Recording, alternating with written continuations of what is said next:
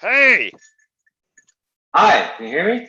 Yes, Preston, hang on, let me roll up the windows here in the car so we Wow. don't get that ambient noise. All right. We're doing There we go. We're doing carpool podcasting. Great. Well, what it is I'm had a friend of mine come into town unexpectedly, flying down Interstate 5. Hey, that goes right through Eugene. You want to have breakfast? Yeah. I got this podcast. My wife will have to talk to you while I'm doing the podcast. Fine. So I love it. that's where we are. Cool. I'll try not to give you vertigo with my switches and changes here, moving the camera around. Now we're clipped to the windshield. I don't suppose Huffs is anywhere nearby, or Zara. Don't know. I'm in New York, so I think she's out with you, right? No, I'm in Eugene, Oregon. She's in Orange County. Oh, okay. I didn't realize I thought you lived in LA. No, I did for a little while back in the late 80s, early 90s, and no, we live in the Northwest. I'm old. It's all about quality of life. I have a good friend, Judy Carter, who always sings your praises. She said I should connect with you before even with Zara, so small world. Oh yeah, Judy's a good egg. Took me a little while to warm her up, but she's she's a tough cookie, as they used to say. Yeah.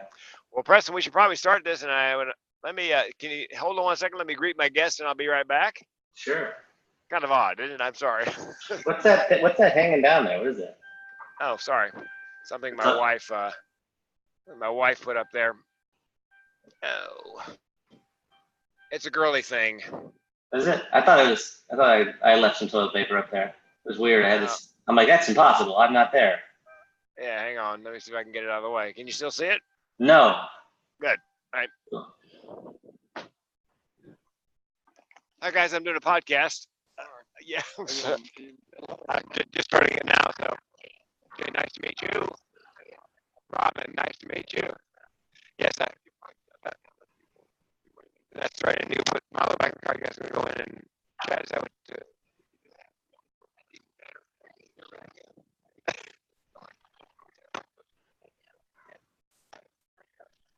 And what do you think about the hacking away?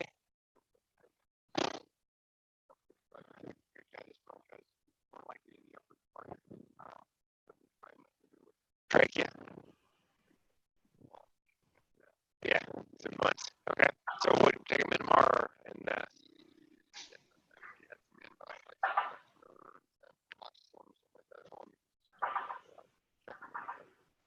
when did you hear that? Antibiotics. Moxicillin. What's the dose on the moxicillin version? Okay, let's see if I don't have some handy. I'll be as soon as I get done here. It'll be about 40 minutes. See you shortly. Sorry, Preston. Hey, sorry about that. Your connection started is fading now. Your voice. Okay, hold on. Let's see. Well, you can blame T-Mobile for that. Zoom. How about now? No, it sounds like Did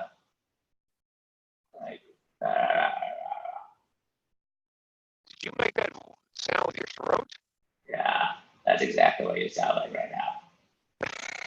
God, that's well done, man. Let's see. We could have a whole hour like this. That'd be kind of fun, and then get an emphysema sponsor.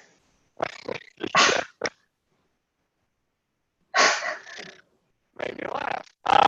Let's see. I don't know how to fix that. Well, what I can do is I can cut off my videos. Yeah, just want to just reconnect it. That might help. Me go off of Zoom, come back. Yeah. I think when you walked outside, it happened, so it probably has something to do with that. Okay. Hang on. I'm gonna end. I'll come back. Okay.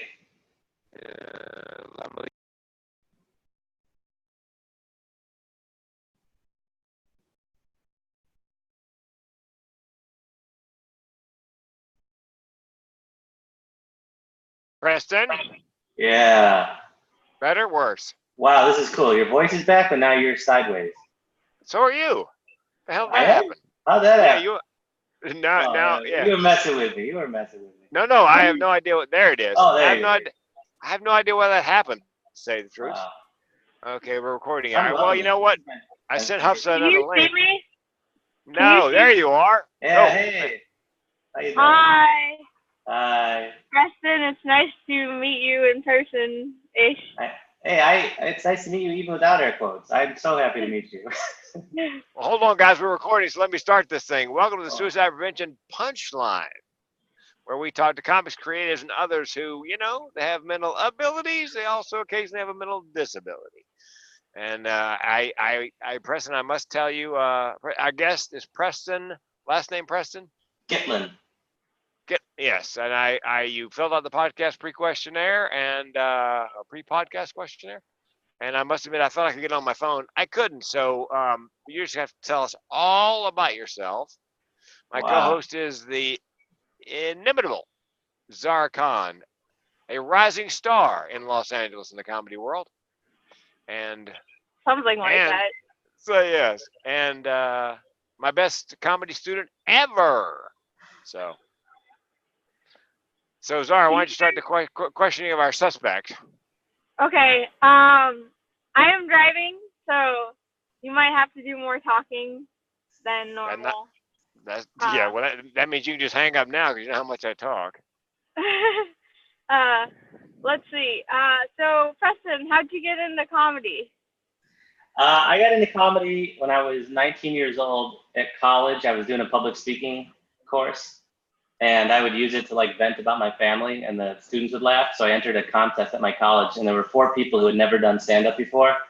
So I won the contest, and I thought I was, comedy gold. You know what I mean? So like, they said, hey, Dane Cook, he's coming to our school. We'll ask if you can open for him. You're ready for that. Oh my Lord. I know. I was like, all right, cool. So the second time I ever did stand up, it was in front of 500 people, and I just wrote a bunch of jokes about my college. So like it went really well, and I got the rush. And Dane was very nice to me, and he was like, "Wow, how long have you been doing this?" I was like, "Oh, this is my second time on stage." He's like, "What? That's ridiculous," So I started feeling confident, and then I called Comedy Connection at Faneuil Hall, and I said, "I just opened for Dane Cook. Like, I'd like to do the club now regularly." And they said, "Oh, we love him. Just do a showcase. I'm sure it'll go great, right?" So I get my family and friends to come, my new girlfriend at the time, and I have no other jokes except about my college. And I mean, bombing is the biggest understatement. Like the crickets were so loud that I heard someone in the audience go, "Hey, your boyfriend, he's not funny." That's it. That's the only thing anybody heard. My own friends and family weren't laughing. They weren't even sympathy laughs. And it was a bomb that lingered because like my dad the next day goes, "Listen, if you want to pursue this, I still love you. I just can't I just can't get behind it. Like you're on your own, And then I went home that, for Thanksgiving, and my whole family sat down in a circle like a drug intervention. And they said, "We're really concerned about this. We really hope that, you can break this habit. Like, we don't think this is good for you. We want you to go to law school." And that was, it was a bomb that never, it was horrible. It was like I don't want to compare it to something worse than a bomb, but it was bad. So, Preston, yeah, when I have comics that I teach, I try to tell them, because I did this, don't invite friends or family to your open mic or your showcase or your audition. Wait until you've been doing it like 6 months. You got a really good 5-6 minutes solid. Because what happens is, I imagine you've experienced this, perhaps, that if you bomb in front of friends and family, especially, you're going to hear about it every other family reunion you ever go to. Remember that time Preston got up on stage? And yeah.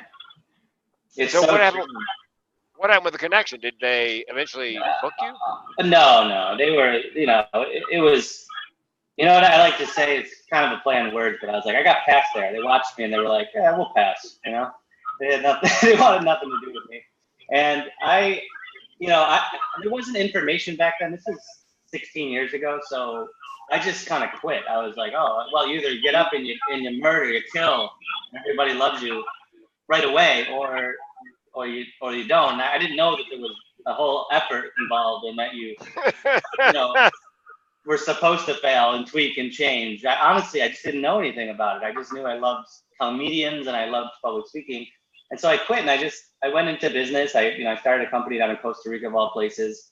I spent many years down there.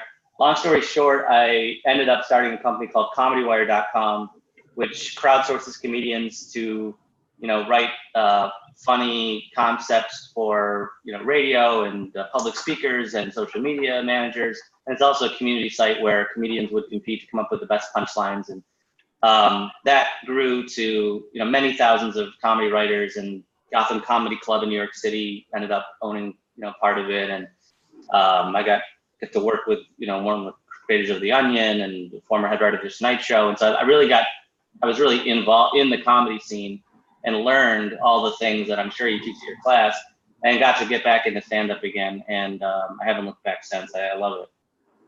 So how many years now have you done it, like, continuously? I've been off and on for about 5 years. Yeah. Oh, okay. Okay, Yeah. solid amount of time. Mm-hmm. Okay. So Well, that's an interesting experience, because, like, a lot of times comics will have a first set that's just amazing. Right. I think that happened to me. Like, my first set wasn't even at a comedy mic. It was at a music mic in San Francisco bar, where I just asked the guy if I could go up.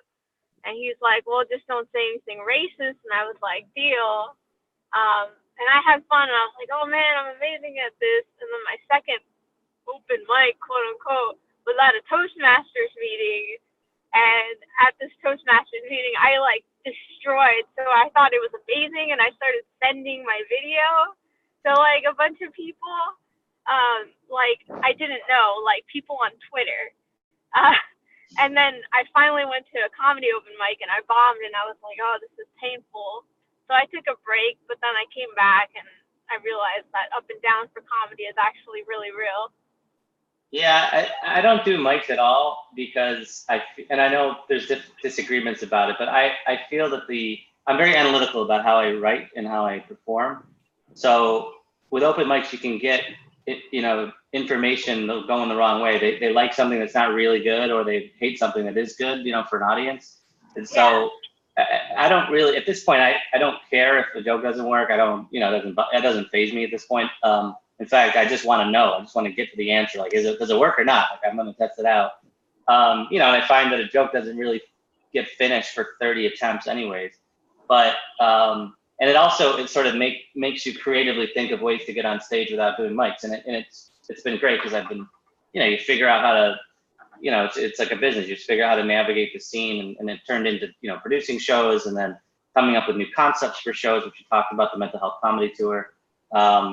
And I've, so now every time I go on stage, it's always like a real crowd, and it's really helped to just sort of stay, cold turkey. I'm not doing the mic thing, but it's not for everybody, because I understand how valuable it can be to a lot of people.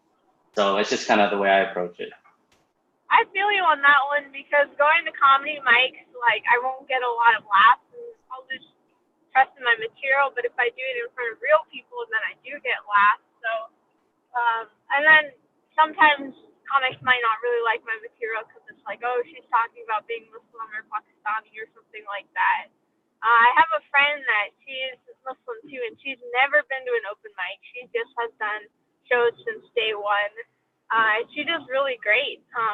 Whereas, like, she didn't go up that often, but I had her at my Muslim woman show, and she, like, killed with material she just wrote.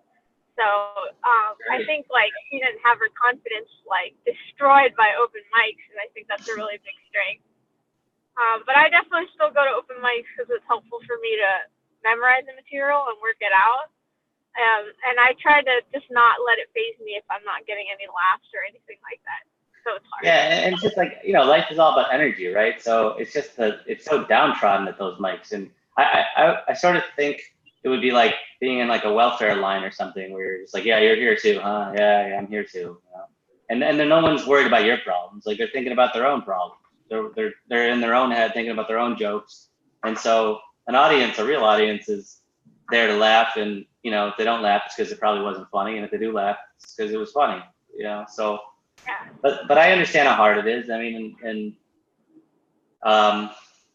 it's trying to come up with creative ways to do. I mean, that's not for everybody. There's a lot of people that's just not how their brain works. And I know comics who, did mics every night and just became great comedians and worked their way up that way. So to each his or her own.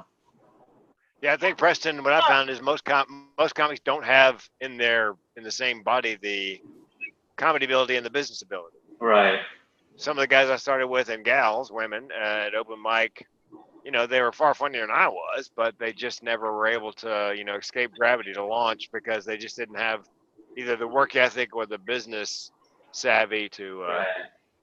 Speaking of which, we're trying to put together a show like imagine One Flew Over the Cuckoo's Nest meets Dry Bar Comedy. So it's 30 minutes, 30-minute sets, comics who deal with mental illness. You don't have to be the whole set, but 5 or 10 minutes on, their diagnosis, what damage it causes, how does it impact or inform your comedy, and how you're coping. And of course, all that would have to be funny because it's a comedy show. Right. So if you have any interest in being involved in that, given your previous history, we would be delighted because we're just at the formative stages right now. We're trying to line up a night at Mark Ridley's Comedy Castle in Detroit. Hey, I'm all happy to be involved and help in any way. I enjoy the creative part of business for sure. And would you be willing to be one of the comics on the show? Are you comfortable doing 30 minutes and doing some of it on your... Yeah, of course. I already do some. I talk about my anxiety on stage. And my partner, Joe Matarese, has, these hours of material on mental health. He's a comic and he's got hours on mental health? Oh, yeah. He's got 2 Amazon specials, and one of them's called Medicated. And he talks about, sort of pre-medicine and pre-therapy and post-medicine, post-therapy. He married a psychologist, and he just does, and it's great material. He's done comedy for 30 years. He got a standing ovation on America's Got Talent. Good guy, really good person. He's really one of the nicer comedians who's done pretty well. He really tries to help other people, bring them up and that kind of thing. Well, we need a headliner for that night. It's gonna be 3 comics at the castle if Mark Ridley's folks will let us do it. And it needs to be somebody like your partner who's got issues and it's going on Amazon on their TV, on their channel. They're not paying for it, but the idea is put it on there. If Amazon likes the idea of, it's called Mixed Nuts. I love it. Love that name. Yeah, if they like the idea, then maybe they'll fund it and it'll become a series like Dry Bar. So that's the whole idea. It's worth a shot. Hey, you just like jokes, you throw business ideas on the wall and you see what sticks. You don't turn down ideas. So anxiety is your, as we used to say down south, major malfunction? Yeah, yes, sir. A panic disorder. But it's 24, 25 when I first got a panic attack, and like everyone else, also thought it was a heart attack. And I remember rushing to the hospital, and this was in Costa Rica, so in Spanish, I think I'm dying in Costa Rica. And the doctors were they were like, there's nothing wrong with you. I don't know what you're here for. And there's nothing in your throat. I thought I was choking to death. It was so bizarre. And they didn't know what I had. They were like, your heart probably isn't working, so go see a, cardiologist. And, then he gave me some weird drug, and it was a nightmare because they just, I think a witch doctor showed up one day. I mean, it was just getting ridiculous. So, but yeah, I ended up thankfully finding a psychologist who had retired from the U.S. who was like, that's panic disorder that you have. That's what you're feeling and experiencing. And I ended up getting on Klonopin for a year, just to be able to function. And then I tapered off of that. And I did a good 8 or so years without drugs for that. And I sort of lived with it. I still couldn't do like really noisy restaurants or leg day at the gym, which is not an excuse. For whatever reason, I don't know what it was, but I would exercise my legs, I'd have a panic attack. And I do the same. Yeah, I hate legs. I don't know what it is. So I had to stop doing weights because I was just starting to really turn into this weird balloon looking thing. And so I was like, I'll just do cardio or not, and then about a year ago, I started to get bad anxiety, and I started taking Xanax, as needed, and that became a full addiction to Xanax. And I couldn't, I couldn't get off of it. And the doctors were like, we're going to get you back on the Klonopin. which is a slow release kind of benzo. It's a dangerous drug in the sense that you will get addicted to it. It's impossible not to. And you build a tolerance, which is, and I wouldn't mind being on it forever. But the problem is you build a tolerance, you need more and more of it over time. Yeah. And so, it's this balance of like, I just want to have some good days. And I know I can't keep this drug in my system for too long. It's just going to get harder and harder to taper off of it eventually. So, it's a struggle. But it hasn't stopped me from being able to follow my dreams, to start and sell businesses, to do stand-up. In fact, I've had symptoms of anxiety that's so severe. I get to the club, I think I'm going to faint, and then I get the mic in my hand, and it all goes away. It really is amazing how that works. Yeah, I feel that. Because when I first started stand-up, I would have not full-on panic attacks, but I'd have really bad anxiety. Like, I would get chest pains and everything. Mm-hmm. But I really wanted to, combat the stigma, and so I would just make myself go on stage anyway. And then once I was on stage, I just felt completely better. It was like magic. I couldn't believe it. Yeah, it's magic. It really is. So Frank, a little bit about what we're doing with the Mental Health Comedy Tour. It's a show where basically we do 90 minutes of stand-up, and then at the end there's 30 minutes where each comedian on the show opens up about his or her mental health struggles. And it's meant to be inspirational and say, hey, look, we're doing okay, and this has been our journey, and you can deal with this too. It is about fighting the stigma. It's also about just sort of educating people that people that it's such a prevalent problem, and it doesn't make you, it's not only avoid these people. I mean, we have someone on the show with schizophrenia, and you never know it, and he's so wonderful and such an advocate for ending fighting that stigma. We have comedians talk about OCD and ADD and anger management and depression and all of it. And the audience is so happy because they're going, either I've got something and it's like, oh, I feel like I'm with family, or they say, oh, my loved one, isn't so cuckoo. I mean, it's just, this is a common thing. It's just like any other ailment you might have, and it can be fixed, with proper treatment, whatever that is for each person. Well, Preston, have you and I talked about this before? I have this deja vu that you and I have had a conversation about this on the phone. Did we not? Did we talk about this? I don't believe so. I've heard about you many times, and like I said, people have been like, "You got to meet this guy Frank King," and I'm like, you're on Google Doc notes from like years ago, you gotta meet this guy Frank, and I have them, and because I typed your name in, and like you came up a couple places, and in conversations I've had with other people, so eventually we'll have to meet in person, maybe at the show. Well, let me ask you this. We're putting this show together. We're gonna do like Dry Bar. We're gonna film 3 comics at a crack, 30 minutes a piece, so you can divide it into 3 episodes. Mm-hmm. And Dry Bar has a comedy tour of Dry Bar comics. Yeah. So why couldn't you and I get together, combine the tour with the show, so that you got people going on the show who are going to be going on the tour, who are going on the show, who are going on the tour. So wouldn't that make sense? Yeah, it makes a lot of sense to me. Yeah, because that's what Dry Bar did. They got a 3-comic show and a multiple comic tour, and whoever can go goes on the tour, and whoever it's like, it just seems like a good marriage, because our goals are the same, is to change people's perceptions about what mental illness looks like, and because I'm sure I've had people tell me, I don't know anybody who's mentally ill. Oh yes, you do. Yeah. You just don't. You think the guy on the corner holding a sign says we'll work for food. That's like 4th stage mental illness. We failed that person all the way down the line. There's lots of high functioning folks. You have no idea they're pasted on a smile in the morning. And Right. Yeah, I'll let you. We should have a conversation offline about perhaps combining the show with the tour.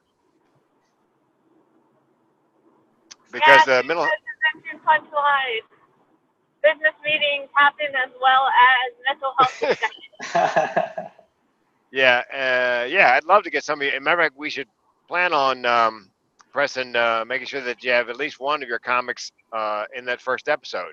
Yeah, first 3 episodes. Joe would be perfect for that. He really would. He's totally reliable. The material's great. He's headlining. Oh yeah, he's a headliner for sure. Yeah, he's outstanding. Yeah, well, I'm on the show, and I don't want to follow him if he's that good. So he's headlining. We just got back from Montreal together, just doing the Comedy Nest. That was interesting. You ever done Montreal? Like just.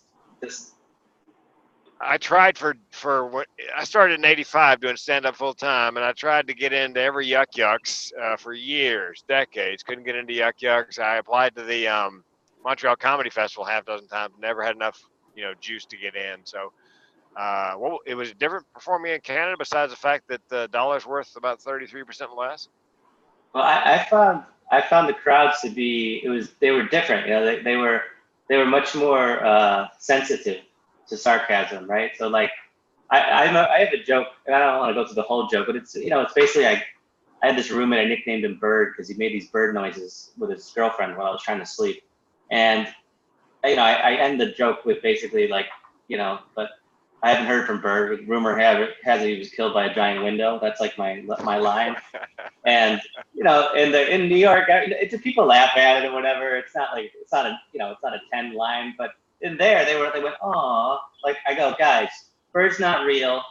This is a joke. I wrote it's a fake story with a fake character, and then nobody died, obviously. And I'm like, if I can't make a bird joke at a place called the Comedy Nest, like where can I do that? Honestly, Come on. I mean, really. And they laughed at that, but I just thought it was so funny. I was like, and then I got like heckled a compliment. I'm like, dude, this is so Canada. Somebody was like interrupting my joke, like that was pretty funny. And I was like, did you just heckle compliment me? Like we don't have that in New York. No. Canadians are famous. There's an old joke about what does a Canadian say at the airport when you run over his foot with your luggage? Oh, excuse me. Yeah. It's so true though. It was interesting. So we had a bunch of shows, and I had to navigate and figure out. And I was really hungry to go back for more. I was like, what a cool challenge to try to figure out another city that is completely different. And it's already struggled to just try to figure out comedy in general, but then they have to figure out these different audiences. It was interesting. I would love to do more time in Canada if I could. Well, and I worked the ships, the cruise ships, longer runs, a lot of international types, and it is and I tell them right up front, like I'm gonna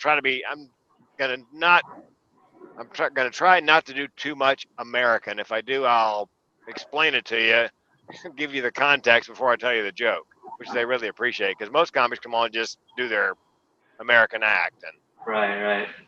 you guys, do you know the name Bill Hicks? Oh, of course. Yeah, Bill and I worked together back in the day, and he was huge in England.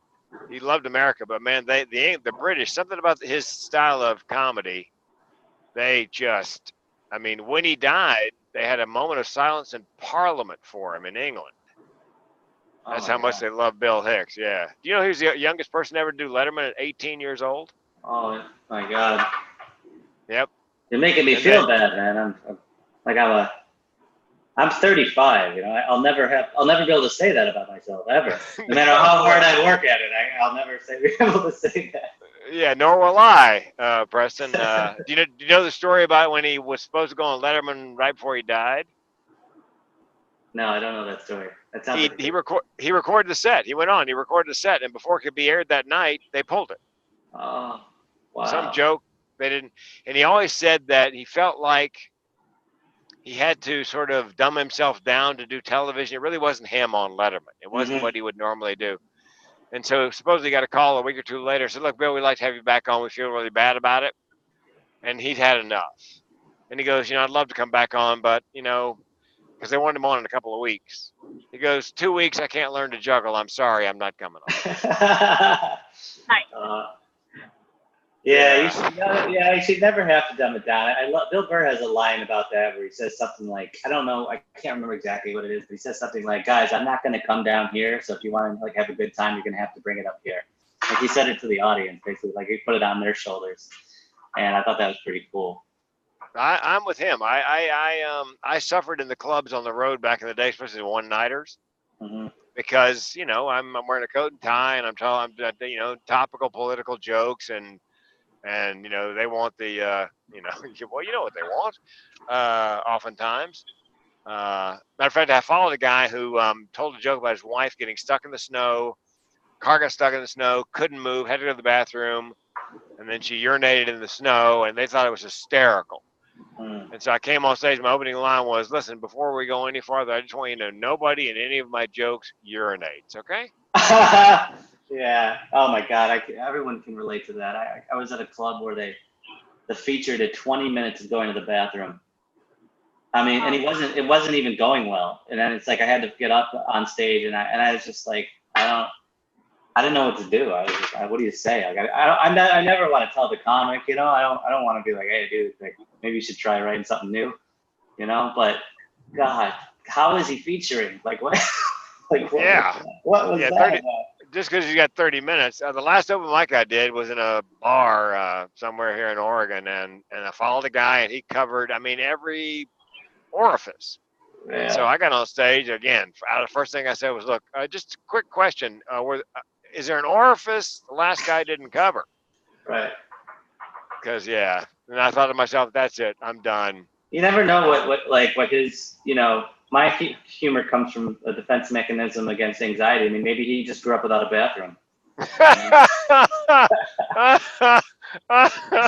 Very important to him, yes. Yeah. I don't know. There you are. Hey, how are you? Hey guys, ask me anything you want. I'm an open book about this. I hold nothing back. So. Well, let's do this. Hold on 1 second. Hang on 1 second. Let's wrap up the podcast portion and do the throw this into the what we do. Preston, is we do the podcast. The After show. Oh, So we'll nice. Yeah, we'll close out this one. It'll sound like we're leaving, but we're not. Just hang in there. So, Preston, we're going to wrap up the show, the podcast. Tell us how people get in touch with you if they want to get in touch with you. Mentalhealthcomedytour.com. There's a contact box there. Yeah. All right. And, I'm the mentalhealthcomedian.com. So we have a lot in common. We should have met a long time ago, at least according to your notes. Well, callback there. Thank you very much. So we'll wrap up this episode of the Suicide Prevention Punchline. Please rate, review, like us, subscribe to us, and join us at the after show on YouTube. Thanks, Preston. Oh, my pleasure. Thanks for having me. Thanks, Hafsa. I'm sorry. Thanks, Zara. Got to do it again. I called you, but yeah. Thanks for revealing my secret identity to the world. I'm sorry. All right, hang on now. Hi, guys. Welcome back to the after show. Frank King, Zara Khan, and Preston. Say your last name again, Preston. It's Gitlin, and I know a lot of people think it's Jitlin, but it actually is Gitlin. Preston Gitlin. And the nationality, is there a particular nationality behind Gitlin? That is Russian Jewish, my dad's side. Okay. Yeah. My mom's side, Irish Catholic. Oh, interesting marriage. Is it working out? No, it's obviously not. So that's more like an interesting divorce story, but it's fine. Yeah, one of my favorite Bill Maher jokes from back in the day is, I'm half Jewish, I'm half Catholic, half Jewish. Here's my impression of, me in confession. Forgive me, Father, for I have sinned. I believe you know my attorney, Mr. Rabinowitz. Yeah. You know what's really funny? I wrote him one of those kind of jokes when I was a kid. Yeah, like there was a time where you could just like send him a note, and I did, and he never responded. It wasn't. I'm sure it was a horrible joke. I was just a kid, and I was like, I'm half Jewish and I'm half Irish too, Bill. Like, I was so hoping that he would, but he didn't. He didn't contact. Well, Zara's dream, and correct me if I'm wrong, Zara, is to be a comedy writer on late night, especially on last week tonight with John Oliver. John Oliver.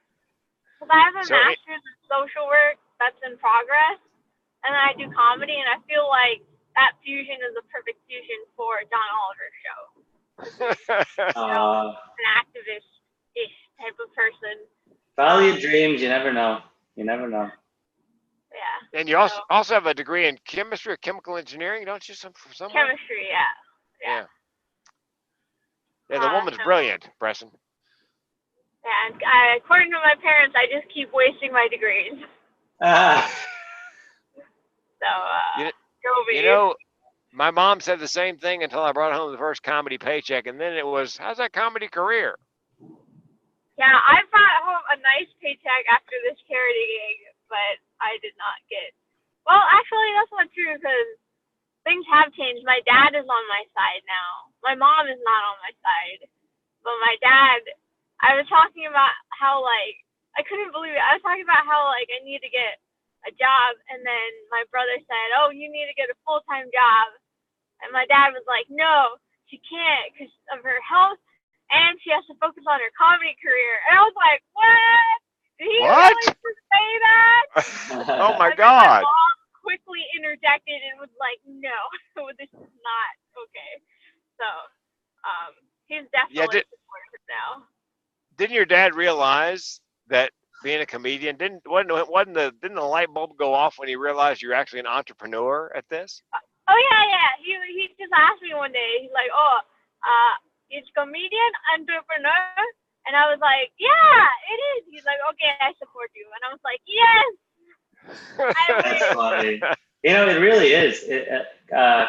Doing comedy and doing business is identical how you approach it. It really, you do small, lean experiments. You fail quickly and often, and then you learn from the failures, and that's how you build something that people want. And your crowd is your market. It's exactly the same. It really is.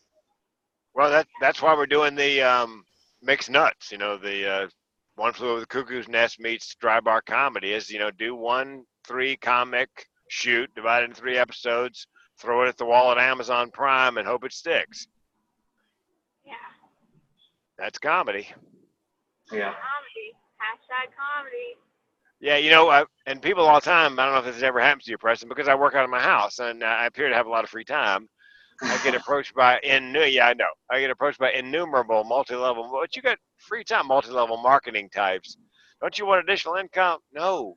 My problem is focus. I finally am focused on one thing, and I'm not going to do anything else. This is it. I'm done. So. Yeah, you really got focus is huge, and as a creative, it's hard to do that often because you oh, I got another idea. Oh, they come at you while you're waking up in the morning. And you gotta pick one.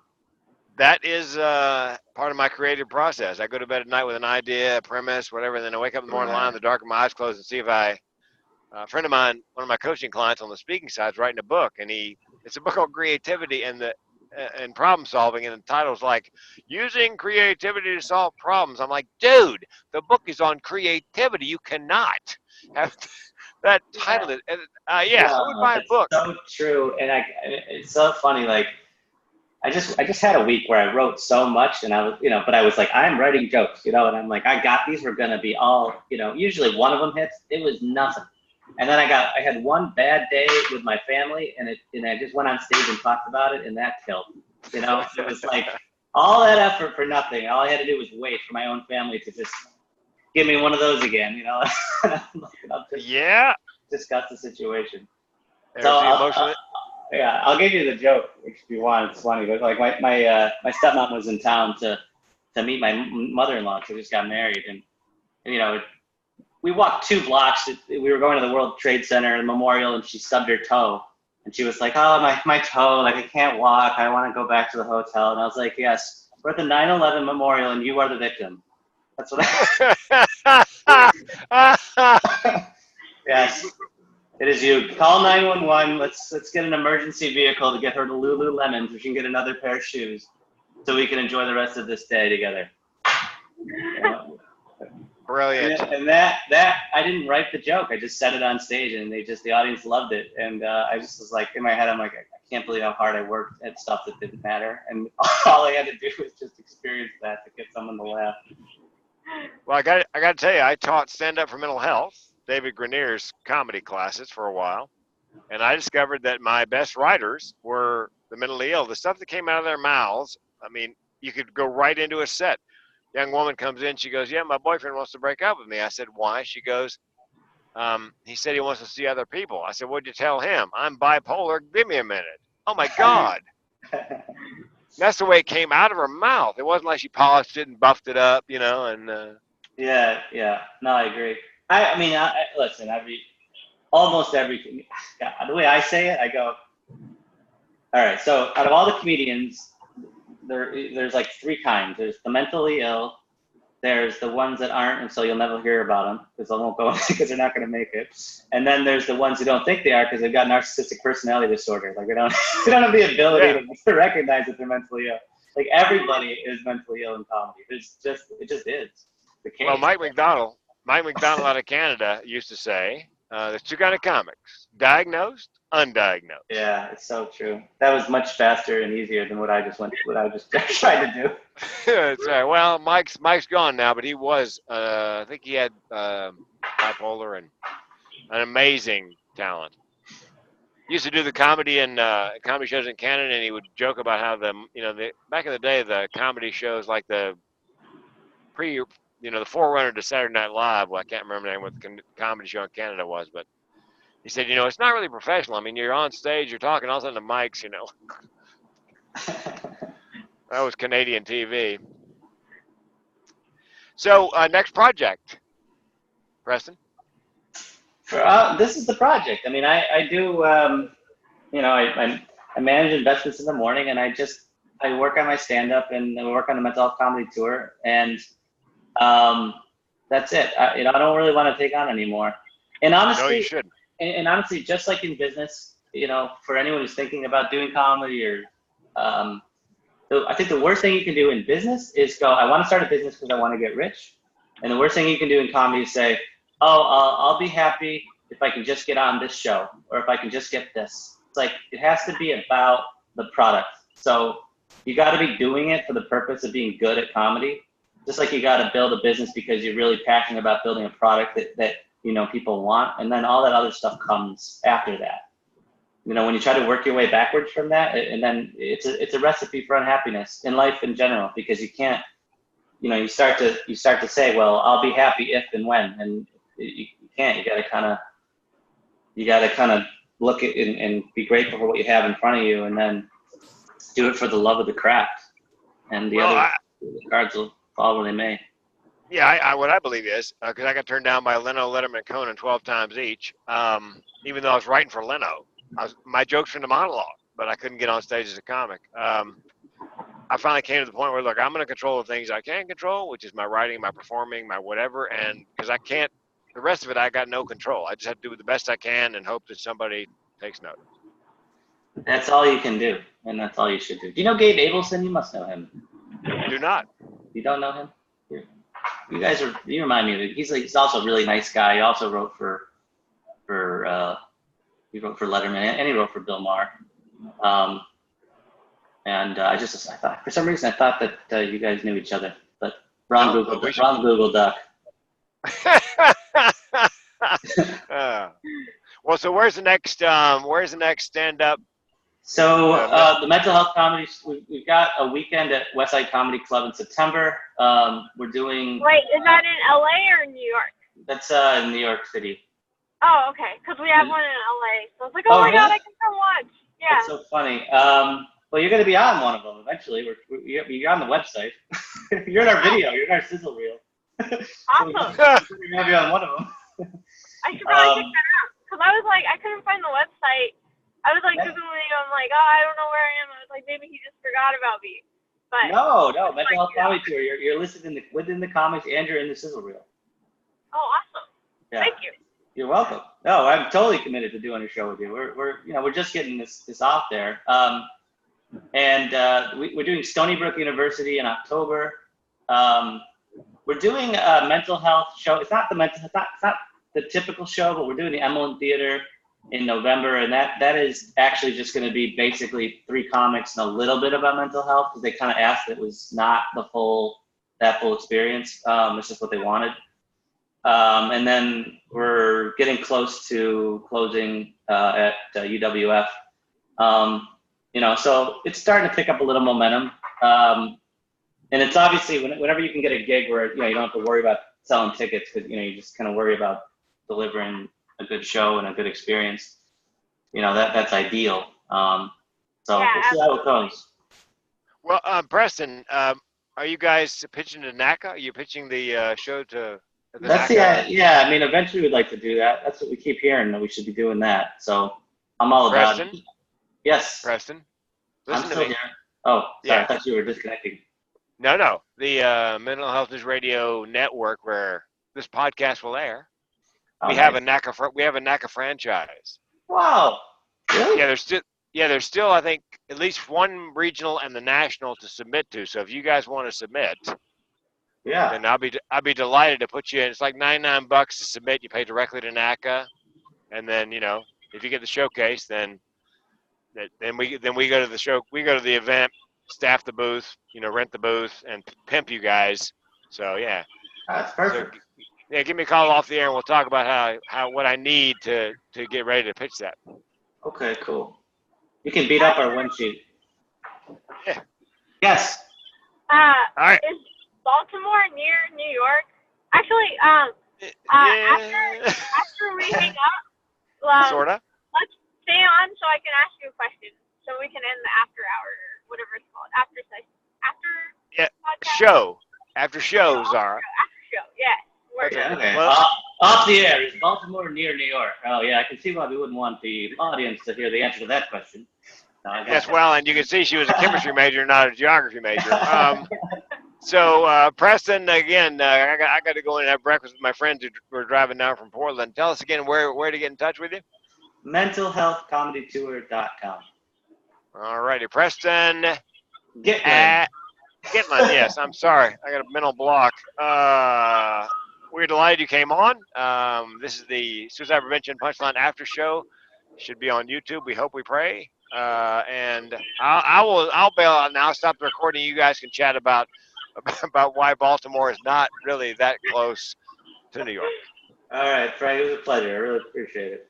Yeah, let's get in touch because I'd be happy to submit you guys to NACA. Cool. Sounds like a great All right. plan. See ya. Awesome.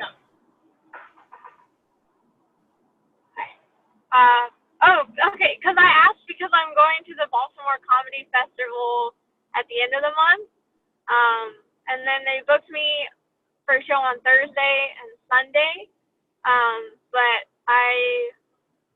I'm not on anything on Friday and Saturday right now, so I was like, oh, maybe I can go to New York, but if it's far, then maybe not. Let me look at my let me get a full screen here, and I'm gonna turn off my video so we can. Let me see my calendar. So you are coming in the end of the month to Baltimore. Okay, Yeah. August.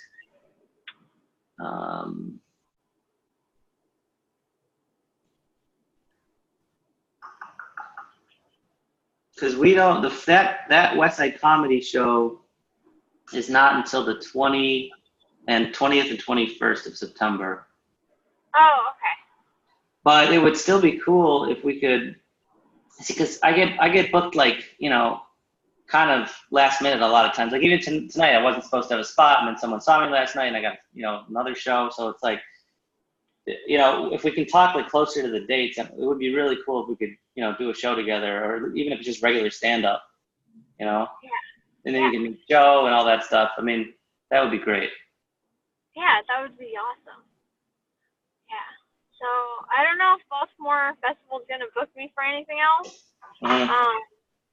But I guess closer to the date, I'll probably know, and then I can contact you, and then we can figure something out. Do you ever do shows in Philly? I have not. Joe all the time, and he's kind of from close to Philly, so he's like really popular in Philly. So he sells out the Punchline and stuff like that. Okay. So I was like, oh, maybe it's like in the middle, so we can meet there. But I also have a lot of friends in New York that I'd like to see, so we'll All right. figure it out. Yeah. Come on up here, and if it's September 12th to the 15th, I'm visiting my mom. But besides that, I'm in town, and if you need a place to crash, we've got a couch that turns into a bed. So if you don't have a place to stay and don't want to pay for hotels, you're more than welcome. My wife is very friendly about that, and we have people stay here all the time. Okay. Awesome. Thanks. Cool. You're welcome. Okay. I'm excited. I'm excited about this. You guys are both very good energy. Oh, thank you. Yeah. And then me and I have a hijabi Muslim friend. We're talking about doing a podcast, another podcast for the Mental Health Radios News Network. Cool. And so I think that would be really fun. Yeah. I think it's a great fun. Cool. Very excited. Yeah. Awesome. So we'll talk soon. Stay in touch and let's make it happen, okay? Okay, thanks, Preston. Thank you. Bye. Bye.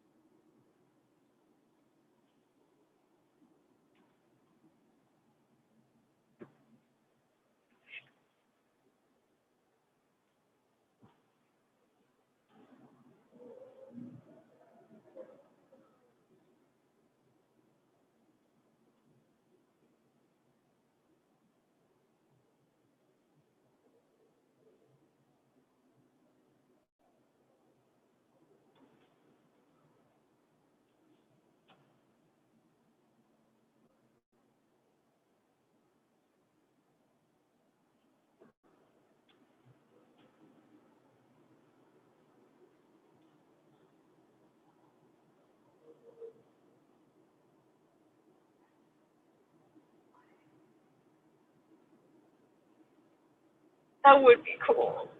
Yeah.